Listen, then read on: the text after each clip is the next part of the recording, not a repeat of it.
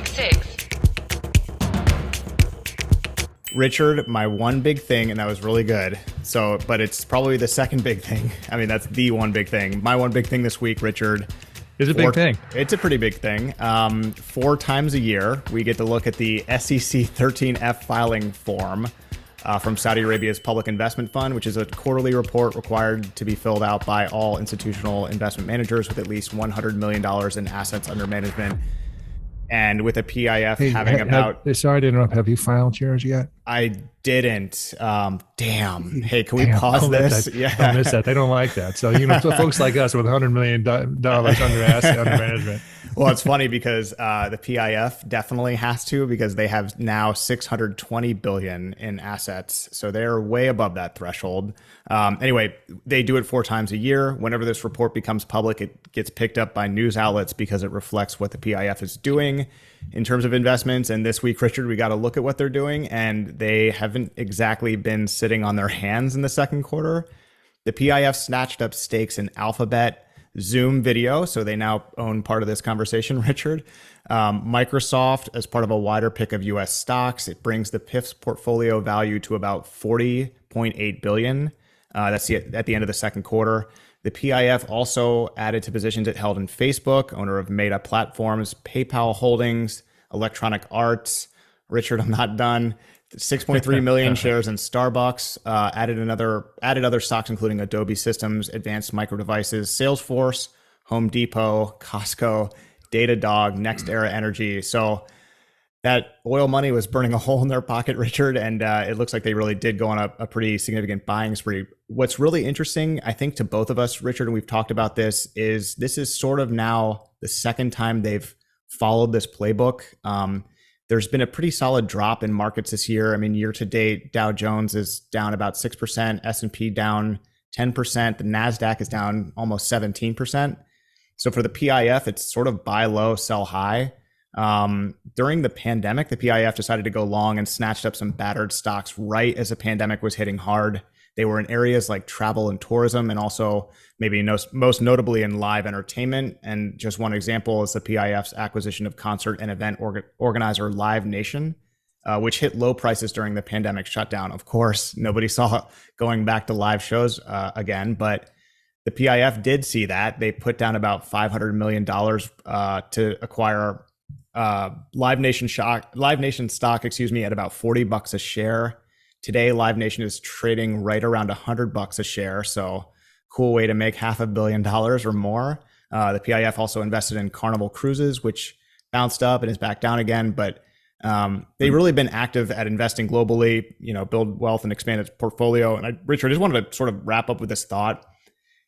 Obviously we both remember when Vision 2030 was announced, there was so much happening all at once. There were like major reforms, economic and social. There was a new way of government. There were new faces in the government. It was such a huge deal. And that was sort of part of it, it was just like so, it was just so huge. The announcement that they'd make the PIF, which, as had been sitting around since the 70s, but was sort of collecting dust as an organization into one of the largest sovereign wealth funds in the world, was just one of those things that was announced, and it was so ambitious. It was hard to know if any of it would actually happen.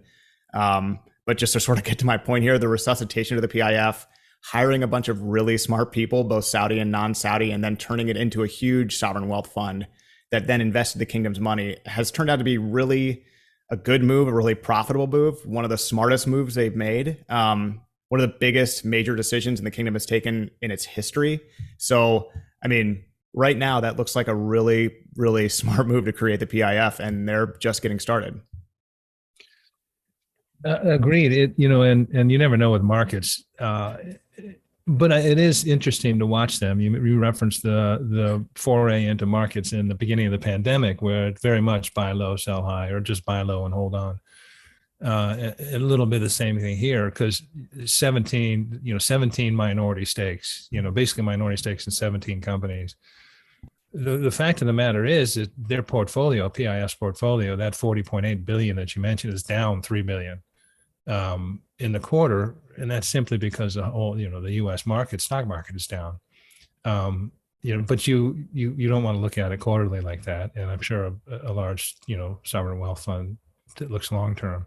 But it is great to see them being opportunistic. And like you say, you referred to it as Dusty. And, so it was switched over to the PIF in 2015. The previous sovereign wealth fund, which was very conservative and not very active.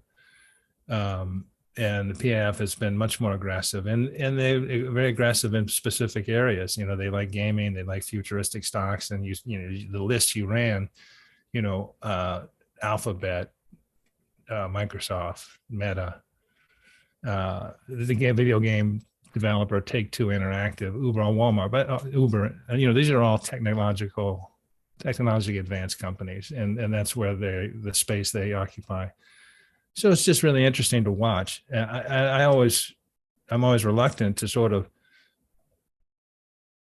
take an accounting and make a judgment at a point in time, because you really have to do it over the long term. But they certainly seem to be looking for opportunities and extraordinarily active. And you and I have talked about, what is PIF, because it's such an interesting entity. I refer to it as a unicorn because it's active domestically too, as well as internationally. So this is interesting, and it's nice to see them, active in the U.S. markets. The UAE this quarter and Saudi Arabia also picked up after a sort of a long, slow, steady decline. Their activity in U.S. debt, in the buying, in the Federal Reserve and buying U.S. debt, which had been declining. They bought a little more debt this quarter too. So Saudi Arabia is looking for opportunities, and they have they're flush right now, so they have the opportunity to have the means to look for opportunities. Yeah, and they've made some bad investments. The Uber investment wasn't a great investment. I mean, they've like every investor, you have wins and you have losses. And SoftBank, SoftBank's another hard quarter. And, a lot of people have had a hard quarter, but then that's what we're talking about. That's why you're just looking over the long trend, see how it goes. But it certainly makes sense to be doing what they're doing, which you referenced, is to buying low and looking for opportunities when the market's depressed. Mm-hmm. Yep.